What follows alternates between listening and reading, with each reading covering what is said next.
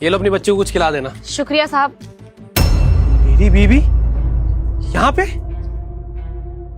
और इसके हाथ में जो बच्ची है ये मेरी है या इसके आशिक की? ये इस हालत में यहाँ पे क्या कर रही है?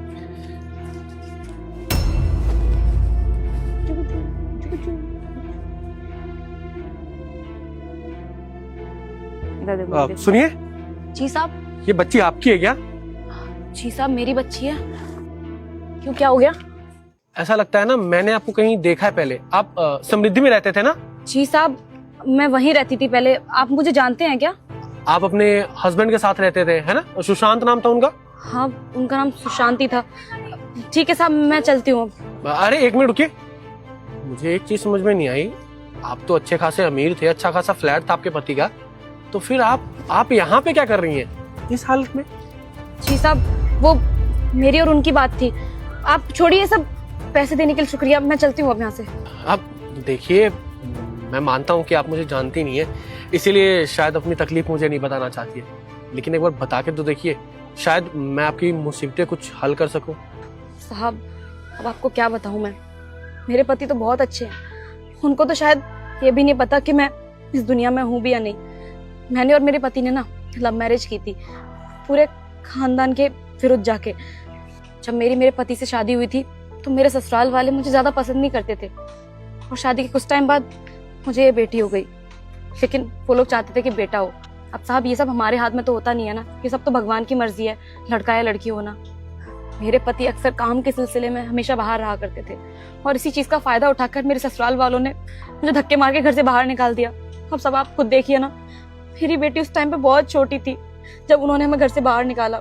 उन्होंने ये तक नहीं देखा कि हम लोग बाहर कैसे रहेंगे, क्या खाएंगे, कहाँ सोएंगे। उन्होंने हम पे जरा सा भी तरस नहीं खाया। कितनी रातें तो मैंने और मेरी बच्ची ने खुले आसमान के नीचे बिताई हैं, और जब पेट भरने की बारी आई तो मैंने यहीं इसी फार्म हाउस में छोटा मोटा काम पकड़ लिया, साफ सफाई का। अब बस यहाँ काम करती हूँ, कुछ पैसे कमा लेती हूँ और अपना जीवन जैसे तैसे करके काट रही हूँ। अरे आपके साथ इतना सब कुछ हो रहा था, फिर आपने ये सारी बातें अपने पति को क्यों नहीं बताई? साहब, मेरे पति इस दुनिया में होंगे तब बताऊंगी ना उनको मैं।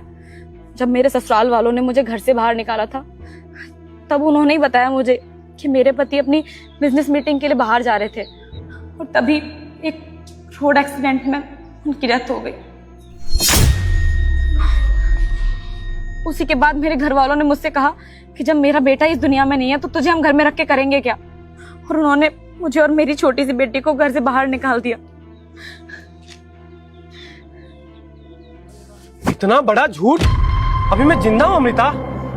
शांत, तुम? अमृता, मैंने तुम्हें बहुत ढूंढा।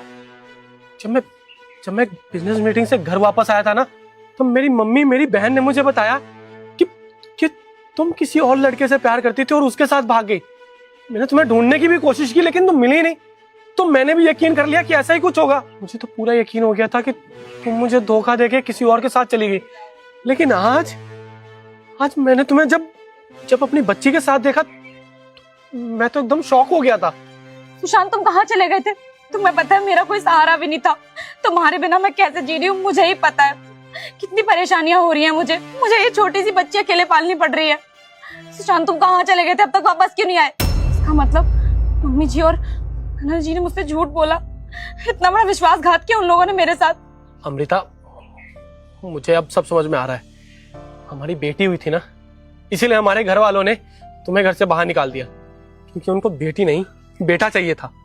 अरे उनको क्या पता कि बेटियां तो लक्ष्मी का रूप होती है। उन्होंने ना जो तुम्हारे साथ किया, उसके लिए मैं उनको कभी माफ नहीं करूंगा। अरे कैसे लोग थे! एक औरत होके एक औरत का दर्द नहीं समझ पाई। इतनी छोटी सी बच्ची को लेके तुम्हें घर से बाहर निकाल दिया। अमृता, उन्हें तो मैं छोड़ूंगा नहीं।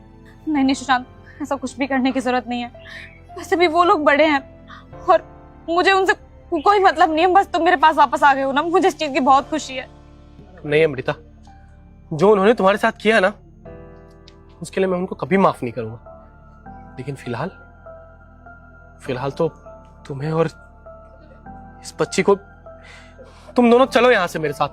सुशांत, देखो मुझे अब ज्यादा कुछ नहीं चाहिए तुमसे। बस हाथ जोड़ के इतना बोलती हूँ कि मुझे और मेरी छोटी बेटी को कभी छोड़कर मत जाना। नहीं अमृता, मैं तुम्हें और अपनी बच्ची को कभी दोबारा छोड़ के नहीं जाऊंगा, और तुम दोनों को ना किसी चीज की तकलीफ नहीं होने दूंगा। अब